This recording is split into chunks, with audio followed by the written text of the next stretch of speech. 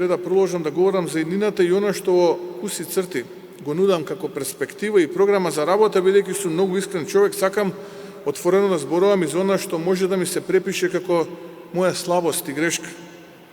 Често ќе спомена дека сум премногу млак, недоволно жесток, како и тоа дека им давам премногу шанси на луѓето.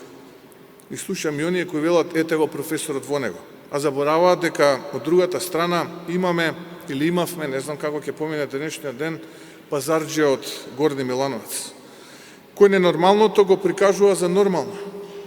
И ако тие така се однесуваат, не значи дека моето однесување и желбата да штита морал во политиката е грешка. Не велам ниту дека сум најискусниот во политиката. Не сум.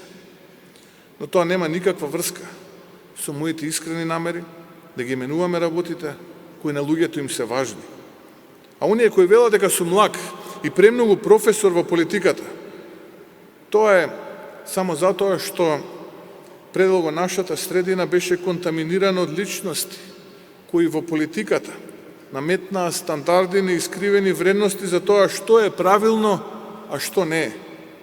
Сетете се предмалку кога ви говорев дека политиката станува крволочна арена каде не постои светост, ниту се води сметка за чувствата на најблиските околу вас. Тоа е сликата која јас сакам да се смени.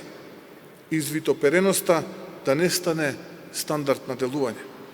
Верувам во нешто што се вика етика, джентламенство и манири. Затоа што тоа се работи кои се темелот на вредности. И само така можеме да го пресушиме политичкото блато во кое не ставија овие луѓе.